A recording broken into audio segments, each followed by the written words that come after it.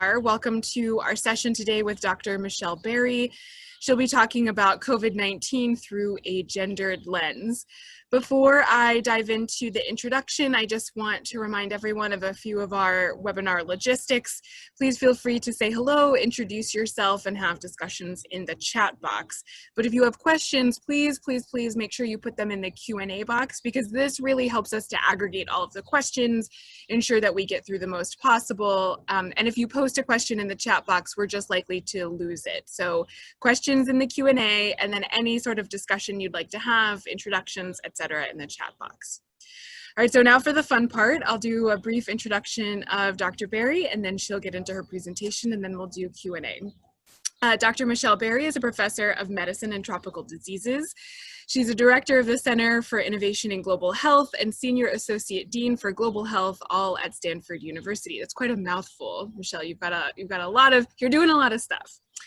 She's also been a major force in promoting women's leadership in global health. In collaboration with many others, Dr. Barry spearheaded and hosted the inaugural Women's Leadership in Global Health Conference, which has grown remarkably over the last few years. Today, she'll be talking about COVID-19 through a gendered lens, and I'll pass it over to her, and I'll see you guys again at the Q&A session. Over to you, Michele. Thank you, Anna. Let me just shut my phone so we don't get any disturbances. It's a pleasure to be talking at Hopkins. It's also nice to not be on a plane coming back and forth. I've been asked to talk a little bit about COVID-19 through a gendered lens. Anna, is the sound okay? Sounds fine, screen's fine, you're all set to go. Thank you. So I'd like to talk first about why a gendered lens is important, and what does that mean, gendered lens? Well, it means looking at COVID-19 and how it's affected women and men and gender minorities differently. We've seen how this pandemic and pandemics in general create inequalities for women and girls and heighten discrimination of marginalized groups. And when we talk about this, and this, I was asked to do this talk, and I realized that disaggregated data really matters. And in order to look at these inequalities, you need to have really relevant disaggregated data. And it was quite hard to find. And when looking at this disaggregated data, several clinical questions came up to mind with this particular pandemic. One is, are men and women more likely to contract COVID-19? Once infected, are men more likely to die? Do differences in men and women's risk of dying vary by age? And what factors may be driving this difference in illness and death amongst men and women? Well, first, are men or women more likely to contract COVID-19? And I'd like to show you that COVID-19 is an equal opportunity disease. Men and women, these are the first early numbers of the first 1 million cases that actually occurred. And you can see that it's equal. Men and women are equally infected. However, men are dying at a higher rate than women. And this is a nice little chart of countries and the male to female ratio or deaths amongst confirmed case. And you can see that the majority of them all are above 1. So men are dying at a higher rate than women. Oops, let's go to the next slide. And this is across countries, and they're really quite impressive numbers, as you can see. And they run about the same amount, about 50 to 60% of men are dying at a higher frequency than women. And this continues throughout the ages, even as you grow older. And we know that women tend to age, they live longer, but even at the older age group, and we know that the case fatality rate is higher in older age groups, you can see that they're still dying at a higher rate. So the question is, Why is this not equal? What factors may be driving these differences in illness and death amongst men and women? So this, just to go back, is this something new with SARS viruses? Well, it turns out it's not new. And this was interesting to look back at the epidemic of MERS, CoV in Saudi Arabia. Now, again, this was also far more common amongst men with a higher fatality rate as well. So men got infected more. Now, you might remember the cycle of MERS involves working with camels. So the exposure of men to camels were much higher. And that was the hypothesis at that time, is that this was an occupational risk. And actually it's interesting because this risk came down when you looked at case fatalities. Once it became a nosocomial infection, there were healthcare workers that were infected. It was an equal amount of female frontlines that were infected with MERS. So that probably was occupationally related. But then we get to the SARS-CoV-1 epidemic that we saw in 2000, in the early 2000s.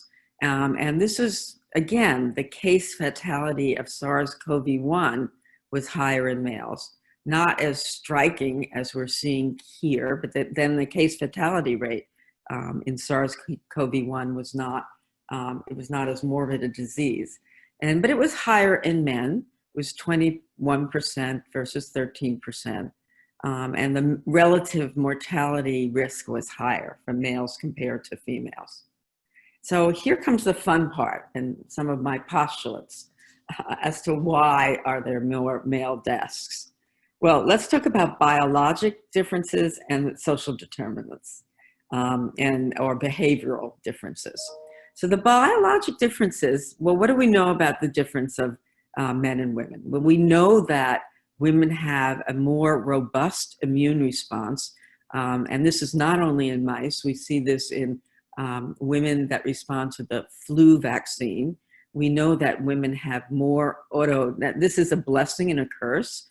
We know that women have more autoimmune diseases. And then there have been some very interesting studies after SARS-1, which have shown that when mice are given challenges with SARS-CoV-1, it seems as if estrogen does play a role. When they're challenged, male mice die more, but when you do oophorectomies and take away the estrogen secretion in female mice, they die at a similar rate as the men. Sorry, they're not men, the little male mice. So that it's clear that estrogen probably plays a role. And then the cytokine response in male mice is more prolonged. So those are some of the biologic, and again, these are all hypotheses, you know, and I'll be interested in hearing in the Q&A of what other people think. Then sitting back and thinking about what some of the social determinants may be, well, it's clear that exposure, just as in the MERS occupational risk, there are far more essential workers on the front line that are female with nursing. Many of the high-risk activities, such as going and buying groceries, tend to be done more by women. We know that women seek care earlier, and maybe this is playing a difference, although you wouldn't think that that's playing so much of a difference with SARS, with COVID-19, because there's not much we can do, although we do have some early trending with remdesivir as making a difference. Is it that women, we know that women tend to sanitize and hand wash and follow directions a little bit more. They wear masks more than men, and they're less risk-taking. They are, and again, this is kind of an interesting, we can talk a little bit more about that, but men tend to take more risks. in life. And does smoking play a role? That's a little bit controversial, but certainly some of the comorbid diseases that are associated with smoking, such as cardiovascular disease and COPD, may be playing a role in why there are more male deaths. There are more women on the front lines, and so we need to think about what the impact on, and this is again, I'm switching now a little bit to thinking about that gendered lens. Women currently make up 70% of the global health and social workforce, and therefore tend to be more on the front line of the COVID-19 response. And we look at confirmed cases. I thought this was quite interesting, amongst healthcare workers by sex. And you can see that women are being exposed more, and there are more confirmed cases amongst the healthcare workers by sex. And those are workers that are equally exposed to COVID-19, but in unequal numbers. And since this is LMICs, I thought I'd do a little bit of a regional focus on Africa. Women in Africa are, again, overrepresented on the front lines of COVID-19, with predominantly female nurses. And over 60% of Africa's healthcare workforce and essential social service providers are female. And again, the lack of PPE, the more time spent working in this very stressful situation, has severe mental health impacts, and we'll talk a little bit about that. Again, not a whole lot of data could I pull up on this. There's one UN and 50/50 report, which looked at Bangladesh, Cambodia, Pakistan, Philippines, and Thailand, and showed that the mental and emotional impact was stronger, had more of an impact on females. And some of the influencing factors that were brought up in this might be the increase in unpaid care, the increase in domestic work, the increase in job and income loss. And also, no question about it, there's an effect of lockdown on gender-based violence. And I'll show you some of those numbers. And this is just focusing in on Latin America. This chart shows the growth rate in gender-based violence in several Latin American countries. Phone calls to domestic violence in Colombia, helpline grew 130% during the first 18 days of quarantine. Phone calls to Chile's domestic abuse helpline in the first week increased by 70%. Argentina, versus a year earlier, increased by 67% in the month of April. And gender violence reports to the police in the state of Sao Paulo, in, again, 45%. And again, I'm pulling data that may be, and I'm sure is incomplete. And domestic reports to the police in Mexico versus a year early have been increased. So there's been a lot of discussion about this because as lockdowns and availability of shelters and places to go for domestic violence, we may be seeing very underrepresented numbers. And this is happening as a regional focus in Africa. This chart shows the Google searches for domestic violence help in selected countries around Africa. These are particularly in Egypt, Kenya, Nigeria, South Africa, and Uganda. And you can see the spike that we're seeing as COVID-19 lockdown occurs. Now, there are some other kind of interesting gendered lens, you know, when we think about access to information about COVID-19. And this was a study also done by UN Women and UN Women Count of the differences in access of information to COVID-19 by sex. And you can see that there's really clear differences in the access to information. Now, this may be, again, these are in LMICs, and difference in cell phone ownership, access to the internet, and educational and attainment are seem to be some of the obvious reasons for why you might see this disproportionate disproportionate amount of people having access to important information in a gendered way. Again, I'm not going to talk about the states, but we've seen how the states have all of a sudden announced that abortion is a non-essential activity, and that has dropped dramatically. But lockdown restrictions, supply chain disruptions, and reallocation of resources to COVID-19 spent have led to a decrease in sexual and reproductive health services. And these impact services include contraceptives. I personally have a pregnant daughter now who has dramatically had diminished access to antenatal care, and I'm hoping not postnatal care. But this is even more magnified, and she's living in Massachusetts, which is as you know, has a lot of healthcare areas, healthcare hospitals. Menstrual products, the supply chain has been disrupted, and again, access to safe abortion and post-abortion care. Economic impacts on COVID-19, I think, need to also be looked at in a gendered lens. Women around the world are unemployed in greater amounts than men. They tend to have low-skilled, low-income, and informal sector positions. So those are jobs of much higher economic distress. And there's been good economic data that is predicting that the global COVID-19 recession will cause a prolonged dip in women's incomes and labor force participation as we reopen the economy.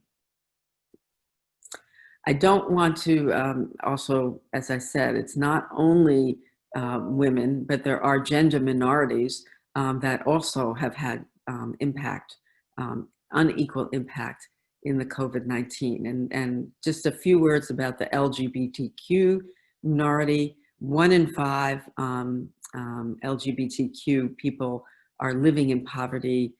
40% of homeless youth identify as LGBTQ. There's a nice Lancet study on this.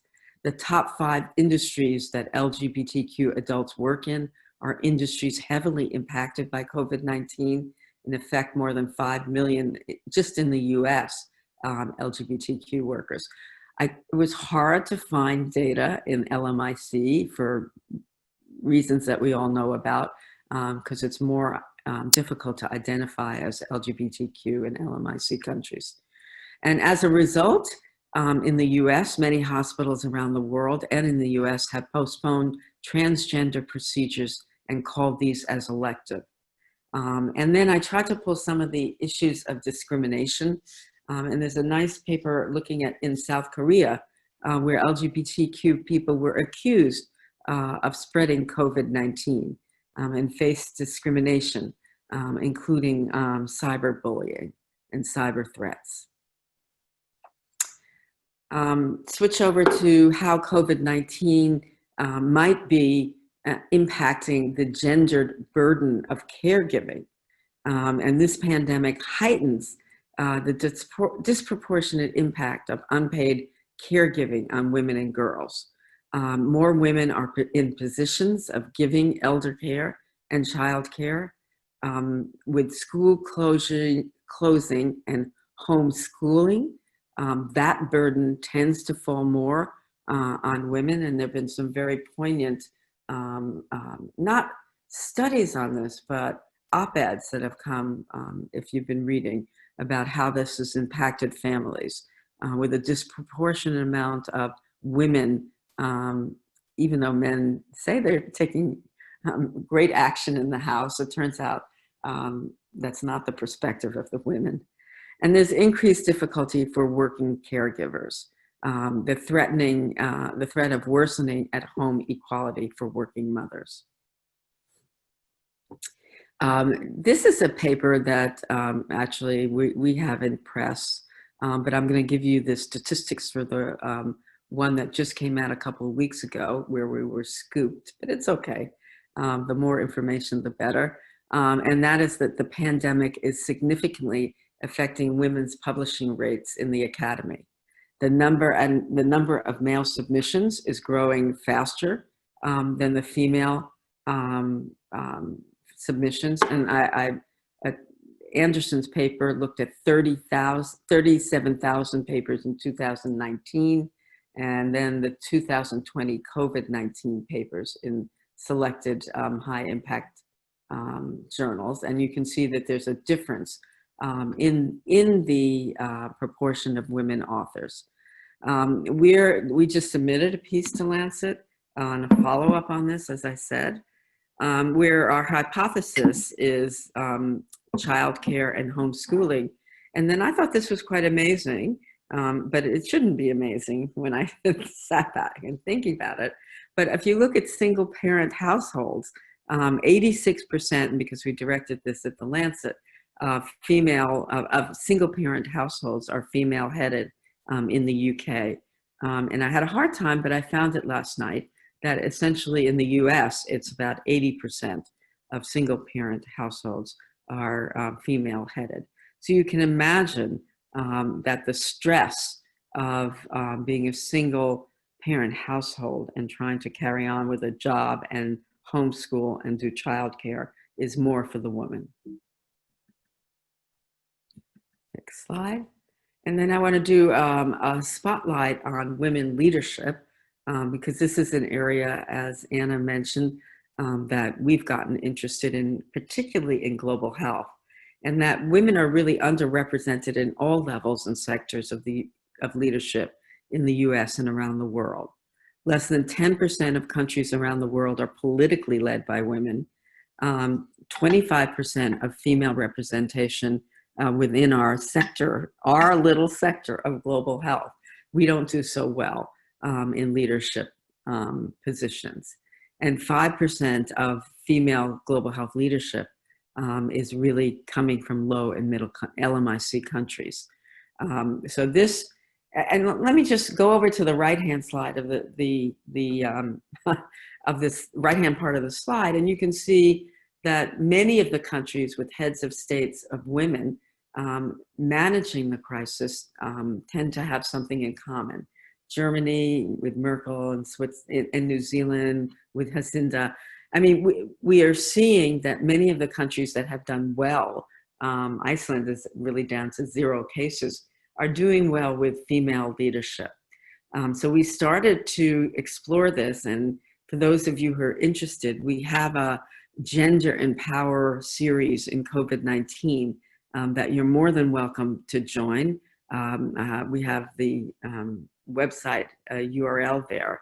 And our last, one of the most fascinating one was a discussion with Helen Sirleaf of Liberia, Helen Clark from the past PM, Prime Minister of New Zealand, and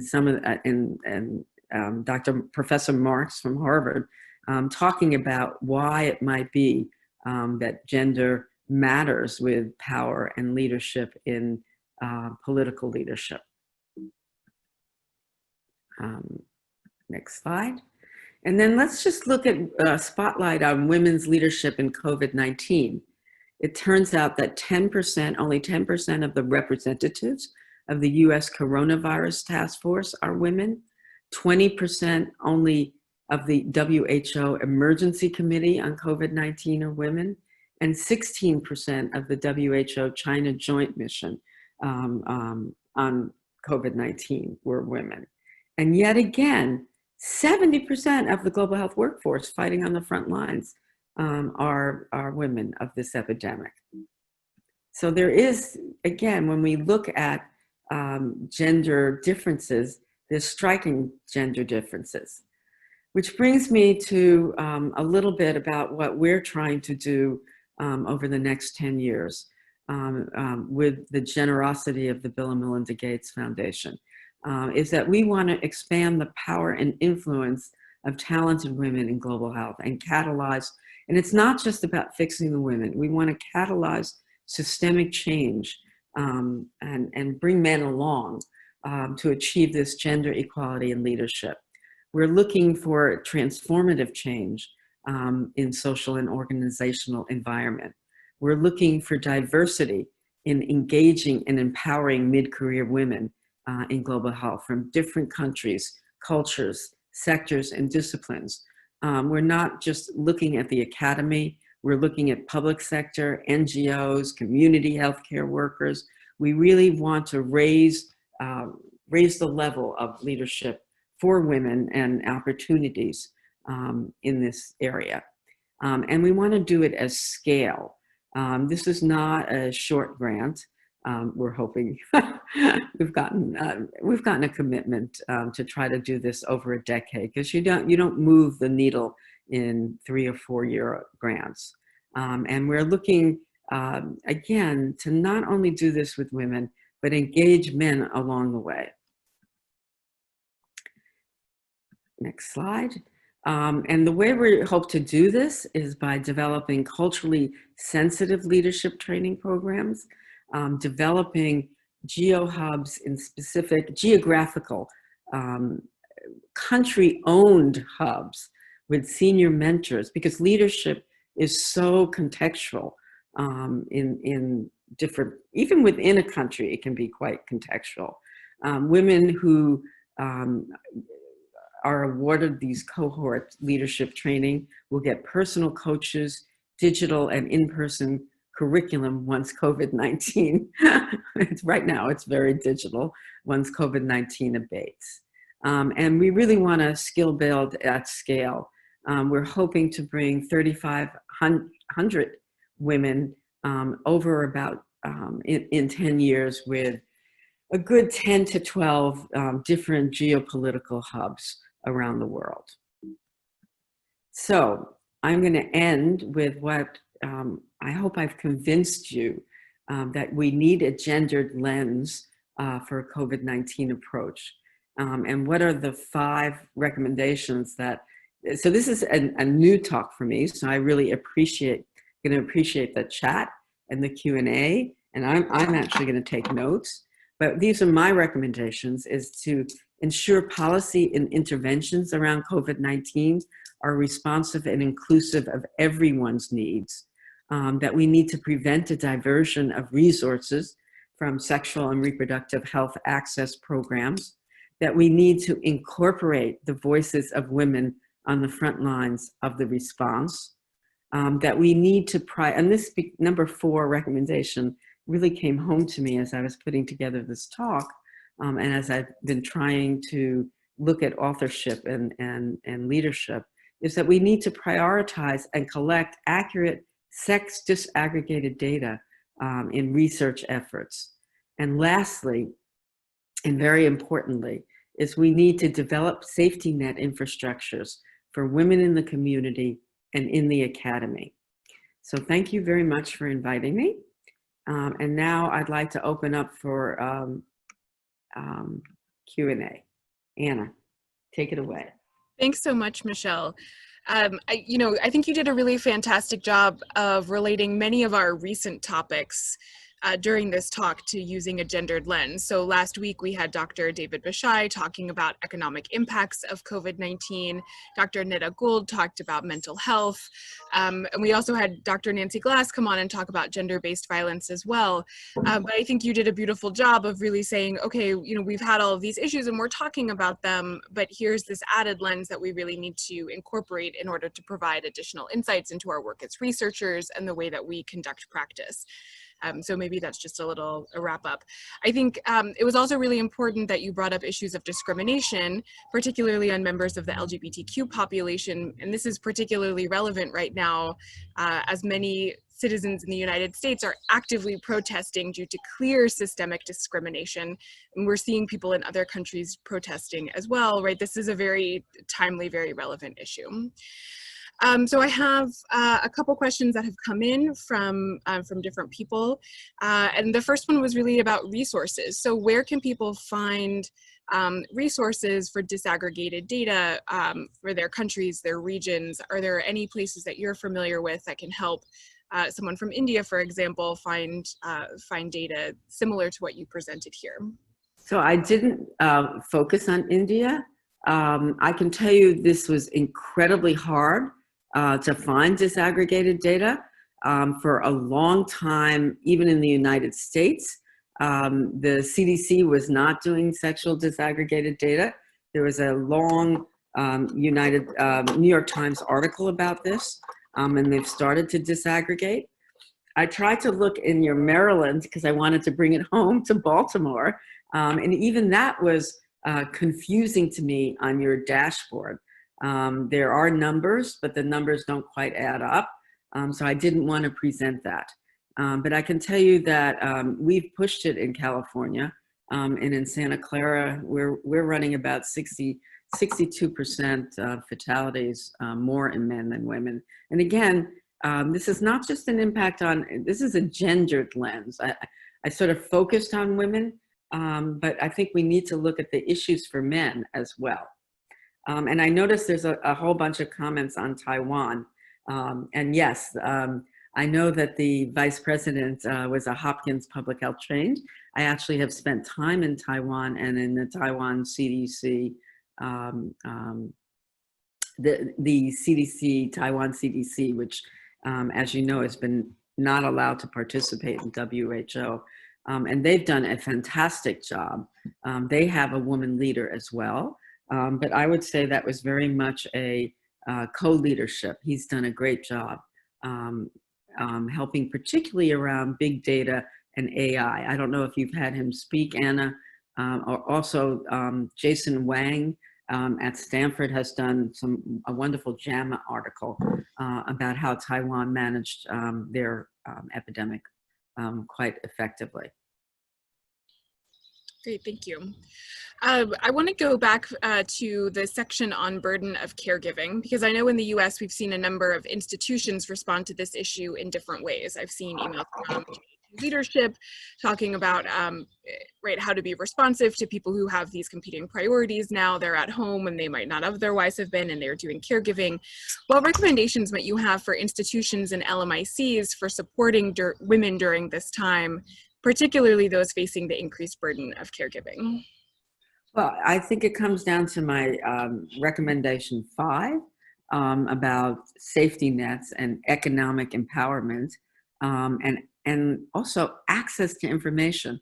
I found that slide on access to information, that there was a gender inequality in that. That becomes incredibly important. If you look at some of the transmission, and I'm sure you've talked about this in your series, most of the, particularly in the China epidemic, it was all family transmission. The majority of COVID-19 was through family transmission. And if you think about who's giving the care in the family, it's usually the female participant.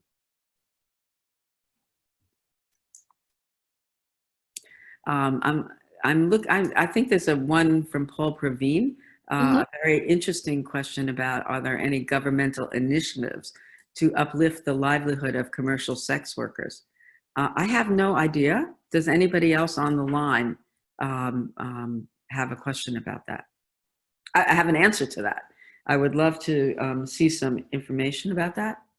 Yeah, I know very early on we talked about how there might be lockdown, but that, we're not really convinced that that's stopping commercial sex work. And that, I think, as you said earlier, part of the issue is really access to services and resources. And as we're seeing different groups of people have reduced access to reproductive services, sexual health services, this is certainly an issue for commercial sex workers. So maybe we'll leave the question here, and then if people have resources or information, they can either, they can just post it in the chat box. Okay. And I see that my research associate has an interesting article to discuss that on that issue. So if people go on the Q&A, thank you, Olivia. My backup. I think there's a good question here about, you've listed out these 5 recommendations, but you've also talked about the gender imbalance in leadership. So to what extent do you think recommendations will actually be taken up or implemented considering this gender imbalance of global health leadership, or what examples have you seen of sort of similar issues? Well, I think I'm hoping that our initiative will make a difference. That we need to take action on that. I would also direct you all to a report called 50/50 that Sarah Hawkes runs out of the UK, and that is really interesting disaggregated data about political leadership. I'm very happy to see that Biden has made a commitment to having a woman partner as the VP. We don't know who that woman will be. So I think, and I think the more we go around and talk about how political leadership with women is making a difference in this COVID-19, it puts it out there. I also give another talk where we've looked at, it was a very lovely study done on, it actually comes out of Brazil, which looked at women leadership in companies. And when you put a woman in leadership, these were health companies, and also, well, this particular question is about political leadership. And the study actually I want to talk about there's a study in India that looked at small towns that had women leadership and proved that women tend to spend more money on healthcare, vaccinations, and health issues. So yes, it does make a difference. And then I'm sure everybody's aware of the business literature that has come out that the more women you have on your boards, the better you do in your company. So that has actually, Governor Newsom here has just put out a bill that if you want to be listed in California, you have to have at least 20% of women on your, at least 20% of your board need to be women. Wow, I didn't know that. Although 20% still seems small. Listen, it's better than nothing, Anna. All right, we have a question from Yoko Shimada, who says, this pandemic has set women behind in so many aspects again. So has the starting line for us moved back again? And what do we need to do so that despite our best efforts, we don't end up in this position again, behind where we were prior to the pandemic? Well, can people from the audience talk? I would love to hear her opinion. Is that possible? Megan, is that possible? Can we open up microphones for people if they'd like to speak? It is possible, yes. If Yoko, I would like to hear from you about that. let's see. Okay, I'll go ahead and. And I noticed also that you put down that the Japanese government offered financial assistance to the sex workers, which is an incredibly progressive move. Right. So I have it available for Yoko to talk if she would like to unmute. Hi, I'm muted, but I have my son's picture on the profile. He's very cute. I was thinking you look very young to have these very sophisticated comments. I'm graduate of Hopkins Bloomberg School. No, I just wanted to hear from you what you think, despite our best efforts, where do we really end up? I mean, it's great that issues are coming in the forefront, where I personally also feel like I'm spending more time homeschooling children and I'm falling behind in my own work. But what do we really do in our everyday life so that we don't end up losing jobs, we don't end up falling far behind than pre-COVID? So let me answer that, and I can only answer it from a high income, from Stanford point of view, and I know this is a series on LMICs. One is I applaud Anna and the group for having these kinds of discussions. I think the more that we have this out in the open, it's important. The more that we publish, and this is why I'm, looking, I'm a tropical disease doctor. I am not a women's, women anything. I muddled through my women leadership, and I wish I had better skills and continue to wish I had better skills. So we need to have programs that do train leadership management skills. And then when it comes to the academy, which is, I think, the question that you're asking, I think you need to have, and what we've done at Stanford is have opt out of that 10, you can opt in to taking another year for tenure during COVID-19. Has Hopkins done that? Do you want to say? I believe they've allowed a pause, but I think it's true for everyone. If you need to take a pause on your tenure clock, it's allowed. And I think there's been a number of universities that have done that as well. I think there's been some very interesting data on paternity leaves and maternity leaves. It turns out when you have a maternity and paternity leave, the men who are on paternity leave are far more productive than the women. So we need to make sure that the academy knows this. That doesn't mean you shouldn't have paternity leave. I'm not taking that away. Believe me, we need all the help you can get when you have a kid. But I think we need to disaggregate this data, Yoko, so that people understand that this is a greater stress on particular parts of our society. I have confirmed. And if anybody else has any other input, I'm really very excited to hear about this because we need to get this out.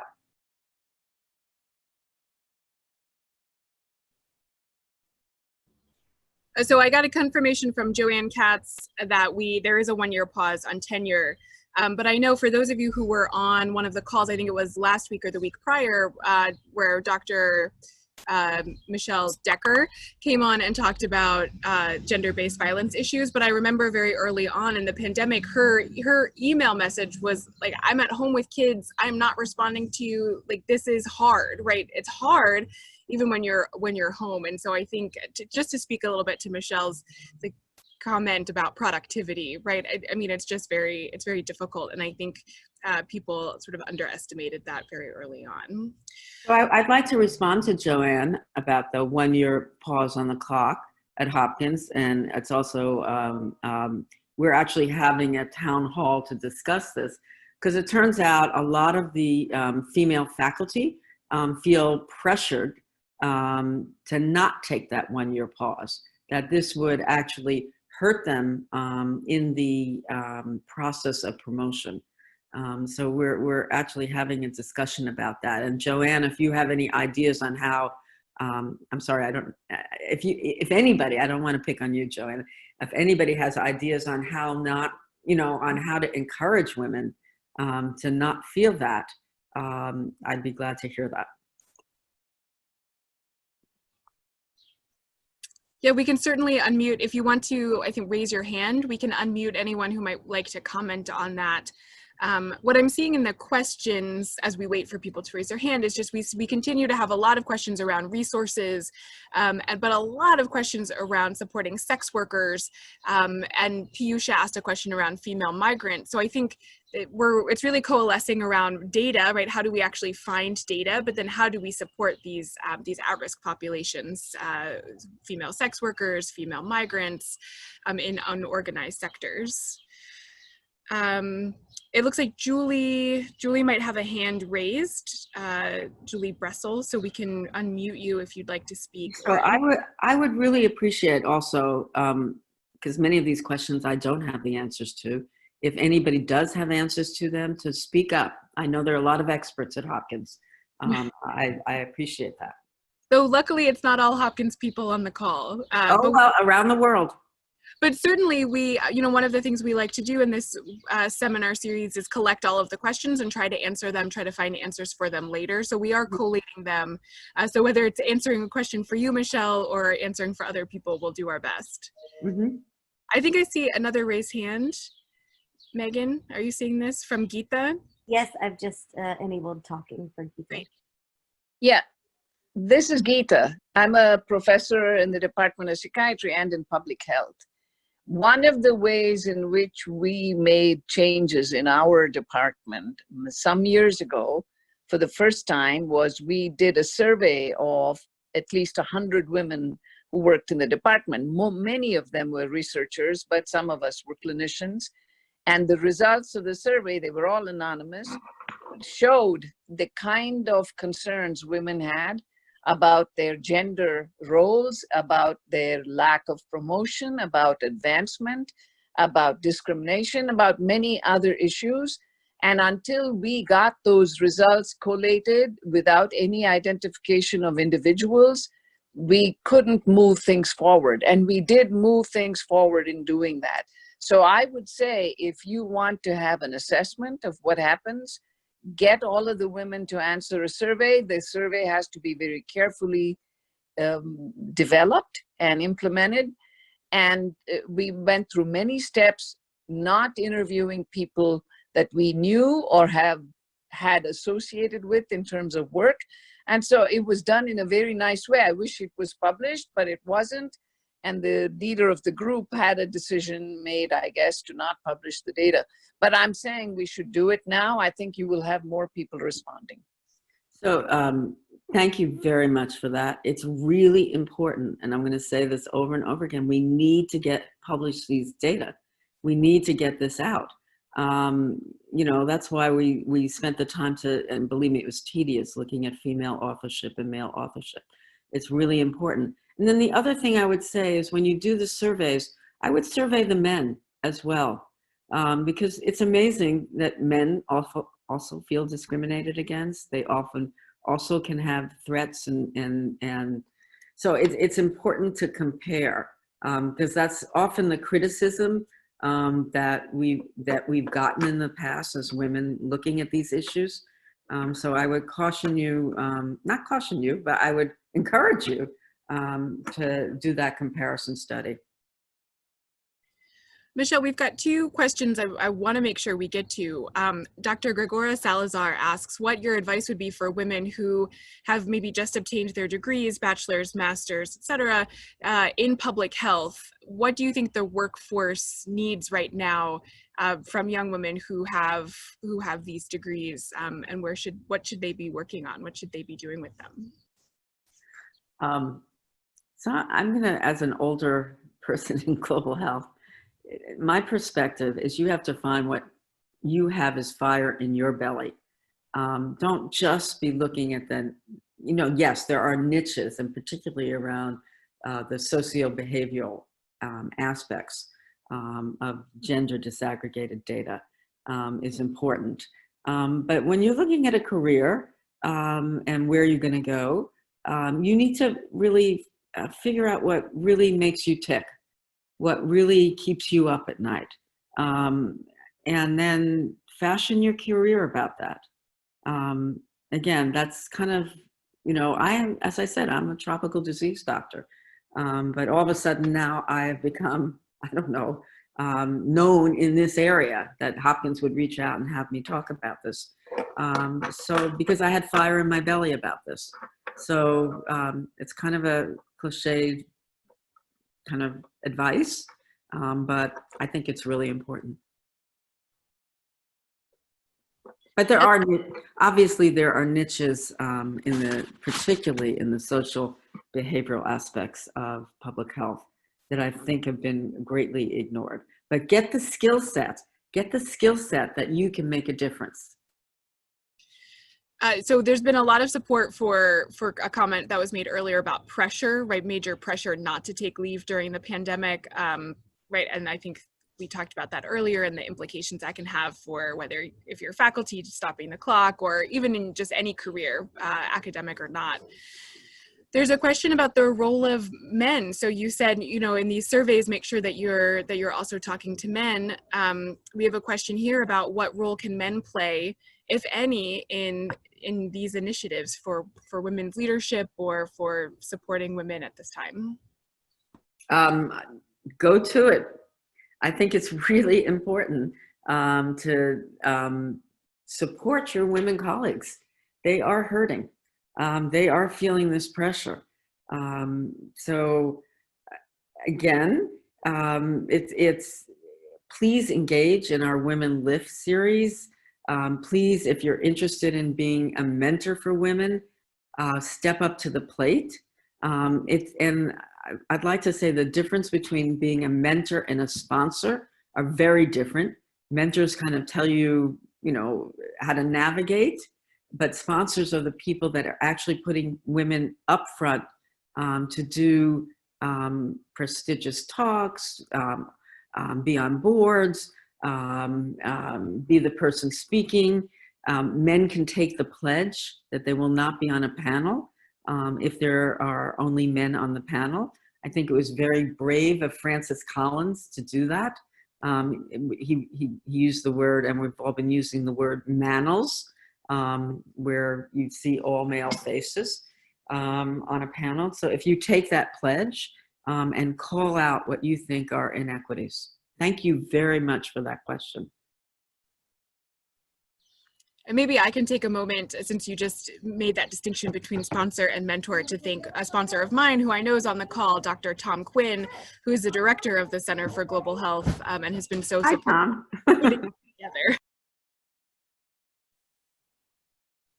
So Michele, I'm not seeing any other unanswered questions or questions. So maybe some final words from you, and then we can wrap up today's session. And then for everyone, we'll make sure to put the slides online, resource pages as available. The Women's Lift link has been circulated in the Q&A, but we'll include it on our resource page as well. So Michele, maybe wrap us up, and then we'll call it a morning. I think my wrap up is, unless we, and it goes back to disaggregated data, unless we take the undercurrent of inequity that all the women are talking about and put that up front with hard evidence, and I believe in scientific evidence and I believe in hard evidence, we're never going to change this. We're never going to move the needle unless we bring men along this pathway. We're never going to move the needle. And it's not about fixing women. It's not just about giving support to women. It's really about systemic change in the organizations that they go back in, transformative change. And so I really appreciate Hopkins for letting me talk about this subject. It's not a usual subject that's brought to the fore. So that's kind of how I'd like to end it. Thank you very much. Thank you so much, Michele. Thank you everyone for your questions, your comments today, for opening up your mics and speaking on a webinar, which we don't do very often. There's an evaluation link that we just circulated, so please provide your feedback there as well. And again, many thanks, Michele, for joining us early in the morning for you. Yeah. And then everyone join us again Thursday. We're doing this every Tuesday and Thursday at 9:30 a.m. Eastern Standard Time. So we'll hopefully see you for the next session as well. Thanks again. Thank you, Anna. And thank you, Tom, for inviting me.